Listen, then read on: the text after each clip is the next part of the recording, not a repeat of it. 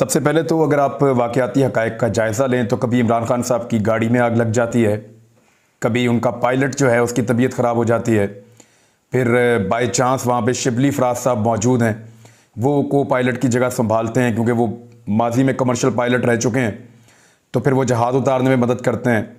कभी उनका हेलीकॉप्टर ख़राब हो जाता है और एमरजेंसी लैंडिंग्स करनी पड़ती हैं, कभी उनको जहर देने की कोशिश की जाती है, कभी उनके लोगों को ख़रीदने की कोशिश की जाती है, उनके घर के मुलाजमीन को कंप्रोमाइज़ करने की कोशिश की जाती है, और फाइनली जब कुछ भी नहीं कर पाते तो इमरान खान के ऊपर गोलियां चला दी जाती हैं। इस सब के पीछे बहुत सारी चीज़ें और होंगी, लेकिन एक लफ्ज़ है गुमराह। ये गुमराह लफ्ज़ बार बार इस्तेमाल किया जा रहा है।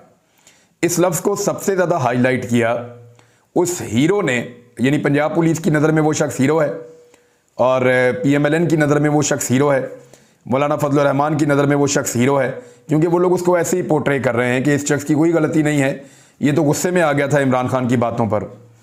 वो जो शख्स जिसने गोली चलाई, उन लोगों की नज़र में वो हीरो होगा, लेकिन पूरी कौम की नज़र में वो कुछ और है। उसने इस लफ्ज़ गुमराह को इस्तेमाल किया कि इमरान खान कौम को गुमराह कर रहा है।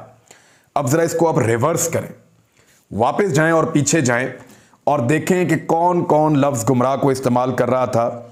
ये जरा मरियम नवाज के मुंह से आप सुने। बोल के अवाम को गुमराह कर लूंगा। अब जरा आप मरियम औरंगजेब के मुंह से सुने, गुमराह करके। अब जरा आप ख्वाजा साद रफीक के मुंह से सुने, वो क्या कह रहे हैं। जो गुमराह आदमी है मियां जावेद लतीफ साहब के मुंह से आप सुनिए, कौम को गुमराह। अब यही लफ्ज आप एहसन इकबाल साहब के मुंह से सुनिए, को गुमराह कर रहा है। PMLN की पूरी लीडरशिप बार बार ये लफ्ज बोलती चली आई है, और फिर फाइनली जिसने हमला किया उसने इसी लफ्ज को बोला है। तो जो बड़ी कहानी है वो इस लफ्ज के अंदर पोशीदा है। खेल अभी रुक नहीं रहा, वो अभी जारी है। इमरान खान साहब पे दोबारा हमला हो सकता है, उनको दोबारा कत्ल करने की साजिश हो सकती है, क्योंकि बेनज़ीर भुट्टो साहिबा को पहली मरतबा जब उन पे हमला हुआ तो उसके 2 महीने और 10 दिन के बाद लगभग उनके ऊपर दोबारा हमला हुआ, और इस दोबारा हमले के अंदर वो शहीद हो गई। तो इमरान खान साहब के ऊपर भी दोबारा हमला हो सकता है।